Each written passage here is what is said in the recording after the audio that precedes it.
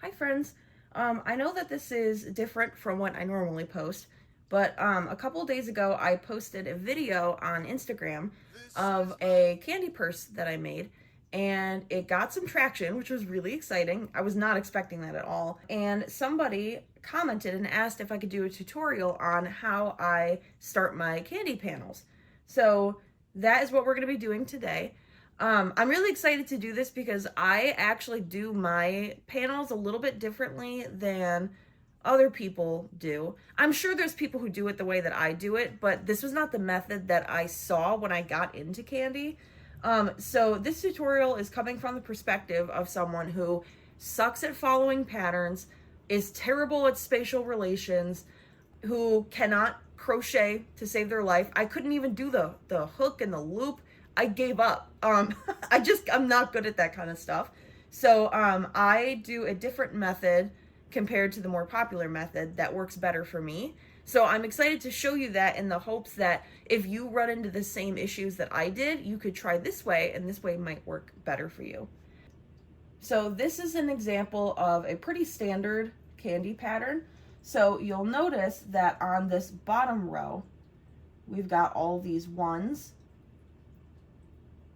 So it's like 1, 2, 1, 2, 1, 2.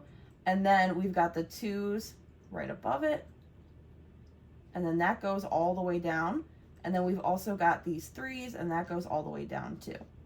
So the way that you would do this pattern is you would start by putting all of these 1 beads on your thread in a single line. So you'd have, like, there's your first orange bead, and then there's your second one, and then another, and then another, and then another. And then when you get up to the 2, you would thread those in. So like, let's say this is my 2 bead right here. Please ignore my cat meowing. So let's say this is, you're going into your second bead. So what you would do is you would thread it through. So like, here's your second bead. Your thread comes through here, and then you would like weave it through like that. There's better templates online that I might just splice in.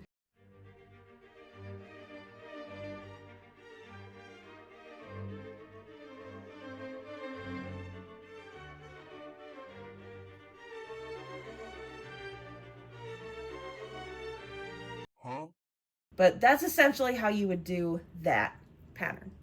So that type of pattern did not work for me at all. I really struggled with it, and I think it was, again, my issue because I struggle with stuff like that. But one problem that I ran into was, so for example, here is the first candy that I ever made. I know it looks pretty terrible, but just give me the benefit of the doubt here. So when I made this, I was following a tutorial for it, and the person who did the tutorial had said you don't want to pull the string too tight. So I took that at face value and did not pull it that tight. So the problem is, like, yeah, it's really stretchy, and so it helps fit my wrist better. But in some contexts, when it comes to candy, it just doesn't work as well. Like, sometimes you need the thread to be a little bit tighter. So here's an example where I wish I did the thread a little bit tighter. So this was one of the first bags that I ever made, and the strap here is pretty loose. So you can see it's got a lot of stretch to it. And the problem with the bag having a lot of stretch to it like this is that when, this is a crossbody bag, so when I'm walking with it, just the way that I'm moving and the elasticity of the string, it bounces all the time. So the bag is moving a lot. And then it just gets really annoying, and then I wish I brought a different bag, which, you know, if you're gonna be spending a lot of time and money on these candy bags, you wanna like it. So in comparison, like, here is the Mortitwine bag that was in my video. You can see that the strap on this is really tight. It really doesn't have that much stretch, which works out a lot better for me because when I'm walking, it's staying in place.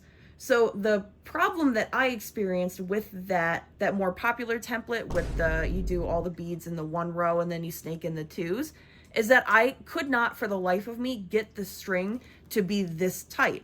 So then all of my stuff would be loose like this, and then I'd be wondering why it's moving so much, why it's not as structurally sound. So I kind of abandoned that way of doing it, and someone in a different video, I think, was talking about it. They were talking about doing a pattern the way that I do them right now, and it just worked out a lot better for me. So I'm going to show you that method of doing it.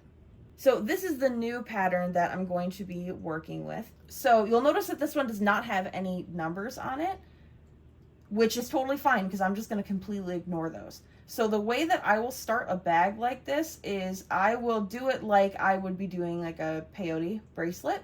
So I'm going to flip this on its side like this, and then zoom in here at the bottom corner.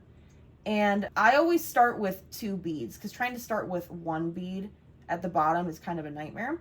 But what you'll notice is that this last bead right here, there's only 1. So what we're actually going to do is I'm going to start with these 2 beads, and then we're going to come back for this row. So I've got my string. It is very long, probably too long, but that's okay. This pattern starts with these 2 beads. So I'm going to hold either end and then start by putting a bead on these ends. And then on my iPad, I'm just going to cross those out. And then the next bead calls for just 1 in the middle. So I'm going to put 1 in the middle. So in case I don't know if you've done this before, but in case you have not done this before, I'm going to put the bead on this 1 string and then hold it in place. And then I'm going to take this other string and then thread it through like that, like this. And then just bring that all the way down. And then I'm going to keep alternating 2, 1, 2, 1, 2, 1. So we got the 2. Cross that off. And then 1. Cross that off. Okay, so hypothetically, let's say that that's the end of my bag. So now when I'm tying this, what I'm going to do is I've got, this is my left string. Oh, sorry, you can't see it. This is my left string. This is my right. I'm going to align these and make sure that they're all straight like that. And then I'm going to pull really, really tight like that and tie it. And that is not really going anywhere. Well, I guess that wasn't a good example because it looked really stretchy, but it's not going anywhere. So then once you've got this tied tight like that, then you'll just start working your way up the pattern. Okay, so let's say we start 2, 1, 2, 1. Then we're going to go to this next one here, and this is going to be our row 2. So we're going to do this one, skip ahead, this one. And then we go to this one, this one, this one, and then flip to the next one. Oh, sorry, flip to this one. We do this one and this one, and flip back around. So that would be how I would complete that kind of panel. And then you just do it all the way up until you finish the whole panel. Okay, so here's an example. You can see I'm working up row by row, just like that. I wonder if I can zoom in and show you. Yeah, see, look, you can see me working up just like that. So that's how I complete my patterns personally. Okay, so for example, let's take a piece that I've already started. So this is the next row that I'm doing. You can see it's this row right here. So those beads are going to interlock as I am threading them through. So then I'm going to fill that gap and go to this bead. And then I'm going to pull the string all the way through. Make sure it doesn't get twisted. And then I'm going to pull it really tight, really tight. There we go. And then hold it in between my fingers like this while I grab that next bead. and then just keep going. Whoops, I got stuck on the table. And then keep going just like that. And then I just do that for every single row until the pattern is done. I hope this tutorial made some sense. I tried my best, but like I said, I'm not used to making content like this. So if you need me to redo it, let me know. I could totally make it again and make it better. But yeah, I hope that helps a little bit. Thank you for watching.